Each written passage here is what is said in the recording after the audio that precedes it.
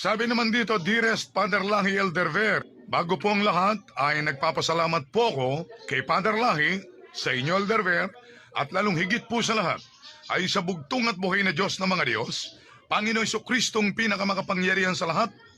Dahil po sa Kanya ay naging maayos ang aming buhay at hindi niya kami pinababayaan sa lahat ng oras, Elder Ver. Elder Ver, sa kabila po nung 15 taon na ang nakakaraan at 15 taon na tayo ngayon, ay meron pa pala ring mga back to Christ na hindi naniniwala sa iyo at hindi naniniwala sa banal na langis ng buhay. Pero sila raw ay naniniwala sa bugtong at buhay na Diyos ng mga Diyos. Elder Ver, masakit po sa akin dahil ito po'y mga kasamahan po natin sa pagdudoktrina.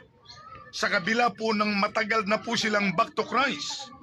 Alam mo, Elder Ver, yun pong hinihingi ninyong handog para sa simbahan ay ayaw po nilang ibigay sa kadahilan ng nagpapayaman ka lamang daw. Elder Ver, nagdudoktrina din po sila sa patay at pagkatapos ay nagbabasbas ng patay.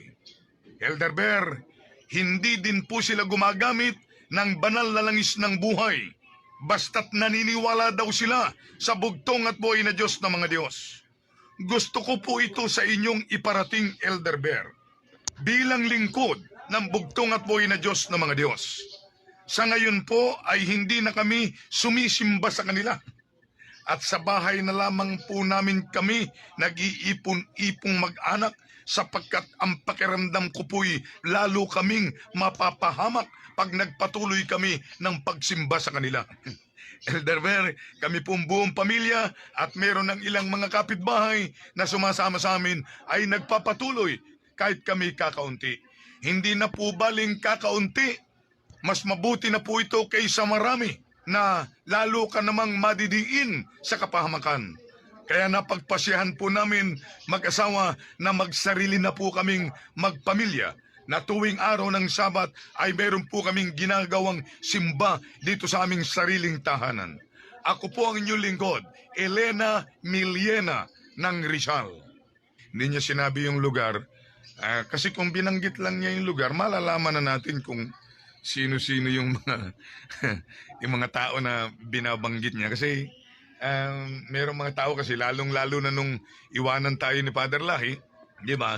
May mga nagpamatong, mayroong kung ano-anong pinuntahan na sabi nila, ayaw namin dyan kay Elder Ver na yan.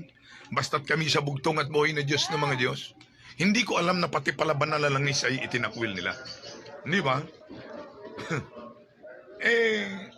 Pag itinakwil mo yung banal na langis, parang hindi mo na rin kinilala yung bugtong at buhay na Diyos ng mga Diyos dahil yung bugtong at buhay na Diyos ng mga Diyos ang may-ari. Sabi nga niya sa Exodo 30:30, itong banal na langis na ito ang gagamitin ninyo sa lahat ng saling lahi. Hindi ba? May sakit ba ang ilan sa inyo? Sabi ng Santiago 5:14. Kung gayon ay ipatawag ang mga matatanda ng iglesia, sila ipapahiran ng banal na langis. Oh. Iyon yung napakaliwanag, kasama palagi yung banal na langis. Hindi ba? So, hindi nawawala yung mga ganyan. Ay basta't wala na si Father Lahi, pagpapatuloy namin ang pananampalataya sa bugtong at buhay na Diyos ng mga Diyos. Doon kami. Pero yung kay Elder Ver na yan, ayaw namin diyan. Ayaw na rin namin ng banal na langis. Oh.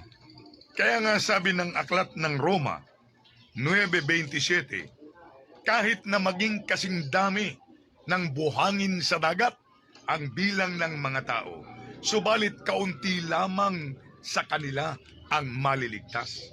Yan ang dahilan kung bakit sinabi sa Biblia yan Kahit na raw maging kasing dami tayo ng buhangin sa dagat, ay kaunti lamang ang maliligtas. Bakit?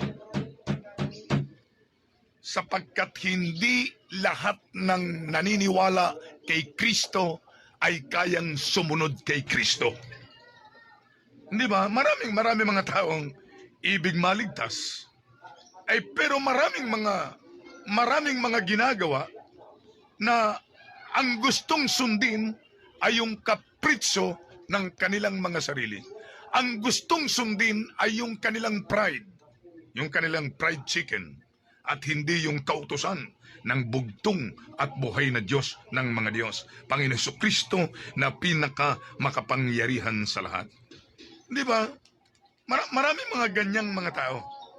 At nangyari yan, umpisa nung umalis si Father Lahi, gustong maging pinuno rin, gustong maging leader din, ay kaya kami tuloy, sabi nila, kami tuloy. Sa bugtong at buhay na Diyos ng mga Diyos, pero ayaw namin dyan kay Elder Ver.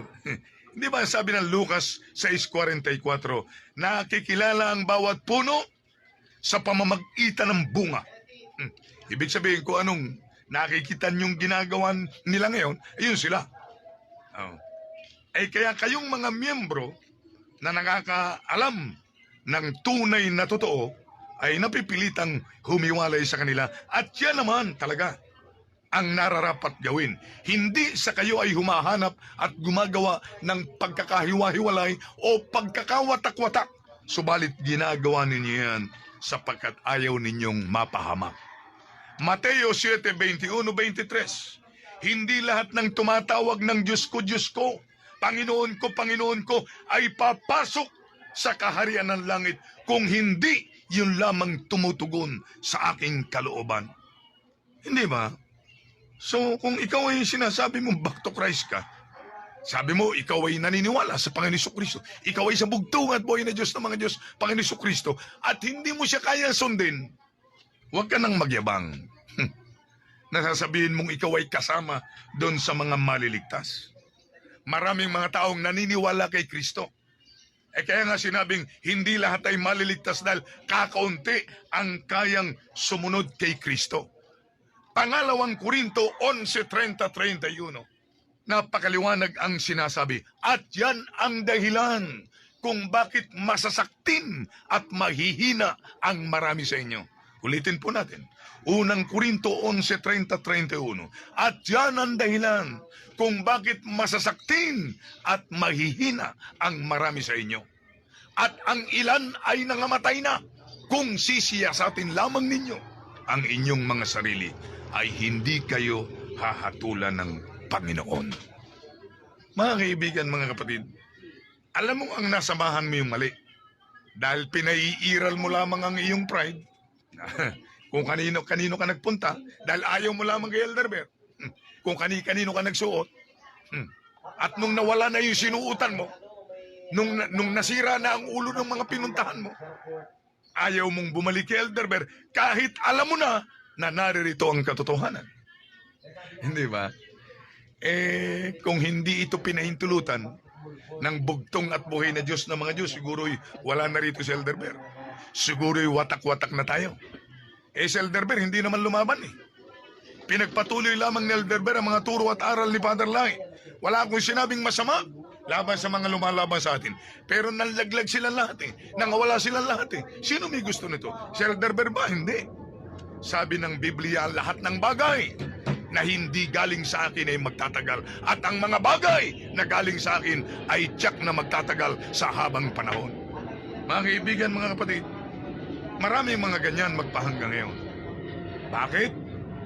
Sapagkat si Satanas ay hindi pa humihinto magpahanggang ngayon. Alam niyo yun? Yan yung ugali ni Satanas. Talo na, ayaw pa sumuko. Wala ng laban, ay ayaw pa sumuko. Yung ugali ng Diablo na wala ng laban, ibibira ng takbo palayo. At pagka malayo na idadampot ng bato. Bahala na sa inyo. Bahala na kung sinong tamaan sa inyo. Yun yung style ng Diablo. Yun yung style ni Satanas. Kaya nangangaral din.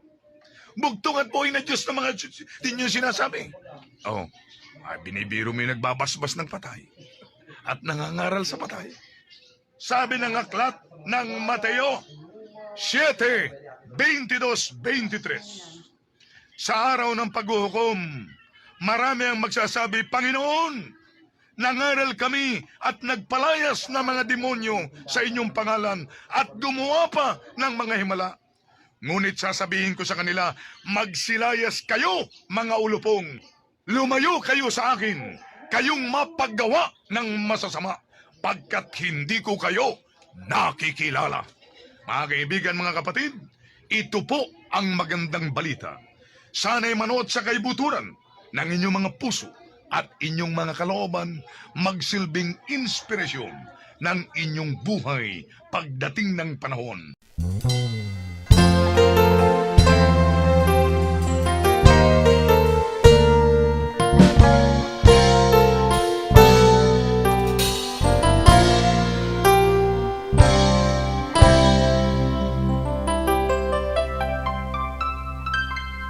Si Jesucristo lamang ang siyang tanging daan tungo sa buhay na walang hangganan.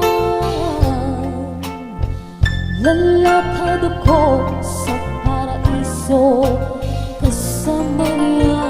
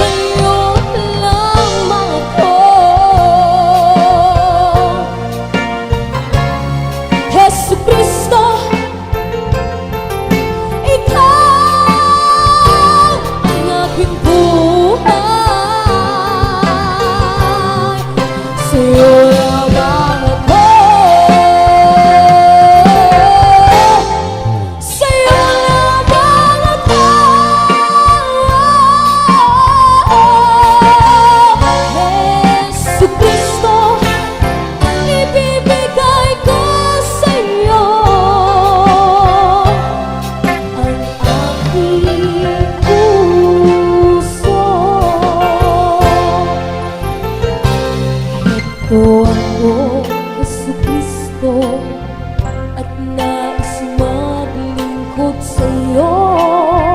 At sana ay tanggapin mo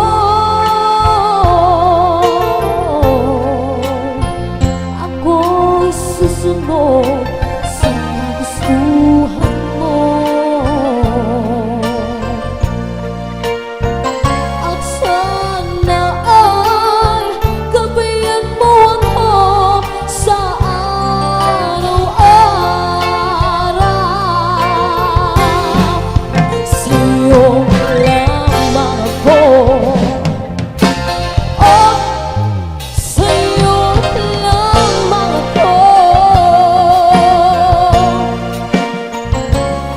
Jesucristo, ikaw ang aking buhay. Sa'yo lamang ako, sa'yo lamang ako.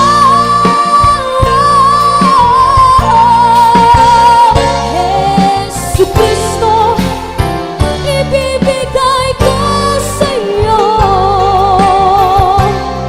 ang aking puso. Ikaw lamang, O Diyos ng mga Diyos, ang siyang